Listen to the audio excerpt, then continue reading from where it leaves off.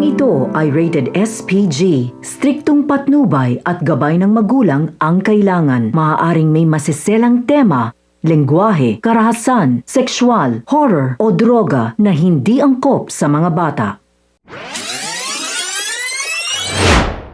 Isang mapagpalang araw, kapamilya. Welcome back. At narito ang mga pinakamainit na tagpo sa FPJ's Batang Quiapo. Magiging kakampi na nga ni Tanggol itong si Punggay dahil sa maiintindihan na nito kung ano ang buong katotohanan at ang tunay na kulay ng mga gerero ay malalantad na rin kay Punggay. Ngunit paano kaya itong mangyayari? Yan ang ating aabangan sa dulo ng bidyong ito.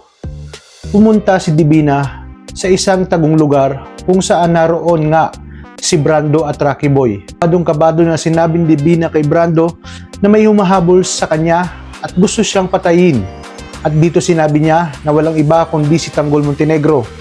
Sa kabilang banda, nagmamadaling tumakbo si Mauro papunta kay Linda. Kinabahan ito at nagbilin na kung sakaling umanong may maghanap sa kanya ay sabihin nitong wala siya. Maya-maya pa ay may mga dumating na grupo ng kalalakihan at naghahanap kay Mauro. Matapang na sinabi ni Linda na wala ang kanyang asawa, hindi siya nagpatinag at diretsa ang sinabi na umalis na lang sila dahil pulis ang anak ni Mauro na siyang si Punggay. Ngunit imbis na umatras ay sinapak siya ng isa sa mga lalaki.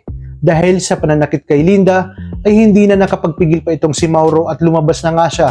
Galit na galit at agad na naglabas ng patalim. Sunod-sunod ang kanyang mga saksak sa kalaban, ngunit marami ang mga ito kaya hindi niya ito kinaya. Pinagtulungan at binugbog si Mauro hanggang sa halos mawalan na siya ng laban.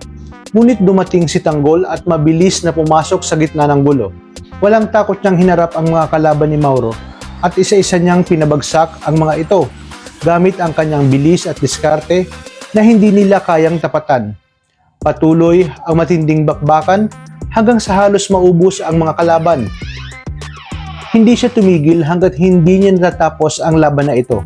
At sa huli ay agad niyang tinulungan itong si Mauro na duguan at inalalayan itong makatakas mula sa lugar. Nang makauwi na nga ay duguan pa at halos mawala ng malay itong si Mauro.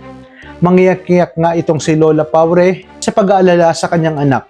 Maya-maya pa ay dumating na nga itong si Punggay at nagulat ito sa kanyang nakita. Dahil naroon si Tanggol mismo sa kanyang bahay na kanilang ang tinutugis.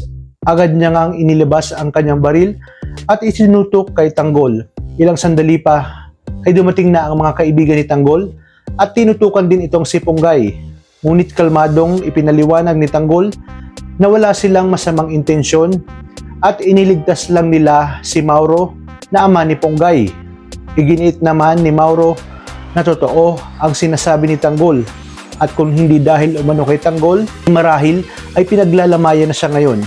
Kaya naman dito ay ibinabanan ni Punggay ang kanyang baril. Sinabi ni Tanggol na nadaya sila ng mga gerero at bumabawi ito sa kanila. Sinabi lahat ni Tanggol ang kawalang hiyaan at kahayupan ng mga gerero. At dito, unti-unting naunawaan ni Punggay ang lahat at ang tunay na ipinaglalaban ni Tanggol. Sinabi naman ni Punggay na nagkamali siya. Hinusugahan niya agad itong si Tanggol. Dagdag pa nga niya na idol niya ito at naniniwala siya na ito ang karapat-dapat na maging mayor ng Maynila. Kaya simula ngayon ay ipinangako ni Punggay na nasa poder na siya ni Tanggol at magkakaroon na ng mata itong si Tanggol sa kung ano ang mga plano ng mga gerero laban sa Montenegro at kung ano ang mga kabulastugan na ginagawa nito sa gobyerno. Kaya naman pakatutukan natin ang mga susunod na kabanata. Ito lang sa inyong paboritong teleserye, ang FPJ's Batang Quiapo. Maraming salamat sa inyong panonood at pagpalain tayong lahat, kapamilya.